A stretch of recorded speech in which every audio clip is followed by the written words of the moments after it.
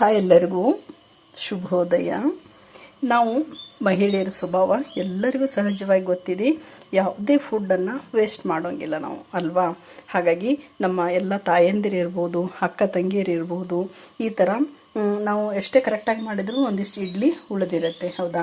ಆ ಇಡ್ಲಿನ ಹಾಗೆ ತಿನ್ನೋದ್ರ ಬದಲು ಒಂದು ಒಳ್ಳೆ ಒಗ್ಗರಣೆ ಕೊಟ್ಟು ಉಪ್ಪಿಟ್ಟು ಥರ ಮಾಡಿ ಅದನ್ನು ನಾವು ತಿಂದರೆ ತಿನ್ನಲಿಕ್ಕೂ ಖುಷಿ ಆಗುತ್ತೆ. ಜೊತೆಗೆ ಅದನ್ನು ನಾವು ಸ್ವಲ್ಪ ಬಿಸಿ ಮಾಡೋದ್ರಿಂದ ಒಳ್ಳೆ ಟೇಸ್ಟು ಕೊಡುತ್ತೆ. ಹಾಗಾಗಿ ಉಳಿದಿರೋ ಇಡ್ಲಿಯಿಂದ ಉಪ್ಪಿಟ್ಟನ್ನು ಹೇಗೆ ಮಾಡೋದು ಅನ್ನೋದನ್ನು ನಾನು ಇವತ್ತಿನ ರೆಸಿಪಿಯಲ್ಲಿ ಮಾಡಿ ತೋರಿಸ್ತಾ ಇದ್ದೀನಿ.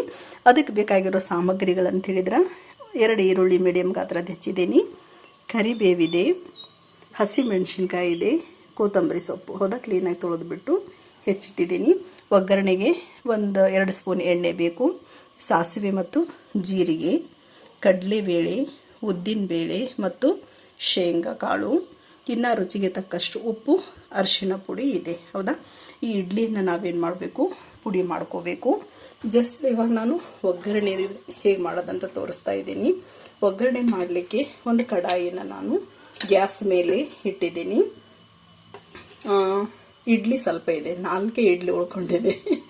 ಹಾಗಾಗಿ ಇಲ್ಲೇ 1.5 ಸ್ಪೂನ್ ಎಣ್ಣೆನ ನಾನಿಲ್ಲಿ ಸೇರಿಸ್ತಾ ಇದ್ದೀನಿ. ಮನೇಲಿ ಮೆಂಬರ್ಸ್ ಭಾಳ ಇದ್ರು ಅಂತ ಹೇಳಿದ್ರೆ ಹೆಚ್ಚಿಗೆ ನೀವು ಇಡ್ಲಿಯನ್ನು ಸಹಿತ ಇಲ್ಲಿ ಏನು ಮಾಡ್ಬೋದು, ಒಗ್ಗರಣೆ ಹಾಕಿಬಿಟ್ಟು ಇಡ್ಲಿಯ ಉಪ್ಪಿಟ್ಟನ್ನು ನೀವು ತಯಾರಿಸ್ಬೋದು, ಹೌದಾ.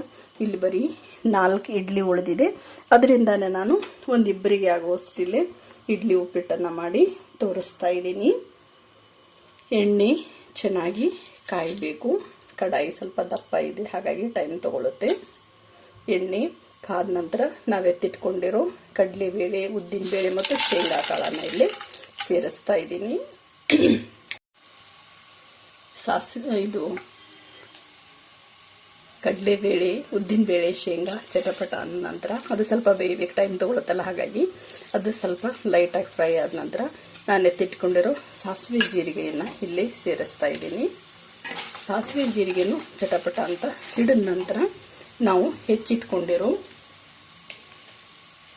ಈರುಳ್ಳಿ, ಹಸಿ ಮೆಣಸಿನಕಾಯಿ ಮತ್ತು ಕರಿಬೇವನ್ನು ಇಲ್ಲಿ ಸೇರಿಸ್ತಾ ಇದ್ದೀನಿ. ಈರುಳ್ಳಿ ಸ್ವಲ್ಪ ಮೆತ್ತಗಾಗೋ ತನಕ ಏನು ಮಾಡಬೇಕು, ನಾವು ಇದನ್ನು ಬೇಯಿಸ್ಕೋಬೇಕು. ಅಲ್ಲಿ ತನಕ ನಾನೇನು ಮಾಡ್ತೀನಿ, ಈ ಇಡ್ಲಿಯನ್ನು ಪುಡಿ ಮಾಡ್ತೀನಿ. ಇಡ್ಲಿನ ಈ ಥರ ಕೈಯಲ್ಲಿ ಪುಡಿ ಮಾಡ್ಕೋಬೇಕು. ಅಷ್ಟರೊಳಗಡೆ ನಮ್ಮದಿದು ಈರುಳ್ಳಿನೂ ಸ್ವಲ್ಪ ಏನಾಗಿದೆ, ಸಾಫ್ಟಾಗಿ ಬೆಂದಿದೆ. ಇವಾಗ ಇದಕ್ಕೆ ನಾನು ಎತ್ತಿಟ್ಕೊಂಡಿರೋ ರುಚಿಗೆ ತಕ್ಕಷ್ಟು ಉಪ್ಪು ಮತ್ತು ಅರಿಶಿನ ಪುಡಿಯನ್ನು ಇಲ್ಲಿ ಸೇರಿಸ್ತಾ ಇದ್ದೀನಿ.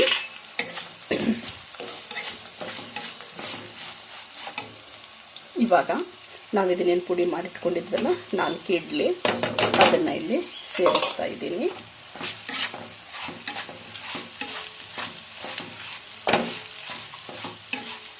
ಇಡ್ಲಿ ಸ್ವಲ್ಪ ಏನಾಗಬೇಕಿದು, ಬಿಸಿ ಆಗಬೇಕು. ಇಡ್ಲಿ ಒಗ್ಗರಣೆಯಲ್ಲಿ ತುಂಬ ಏನಾಗಿದೆ, ಚೆನ್ನಾಗಿ ಸ್ವಲ್ಪ ಬಿಸಿ ಆಗಿದೆ. ಇವಾಗ ನಾವು ಲಾಸ್ಟಿಗೆ ಹೆಚ್ಚಿಟ್ಕೊಂಡಿರೋ ಕೊತ್ತಂಬರಿ ಸೊಪ್ಪನ್ನು ಸೇರಿಸಿದ್ವಿ ಅಂತ ಹೇಳಿದ್ರೆ ಇವತ್ತಿನ ನಮ್ಮದು ರುಚಿಕರವಾದ left over idli upma ready to eat, ಹೌದಾ.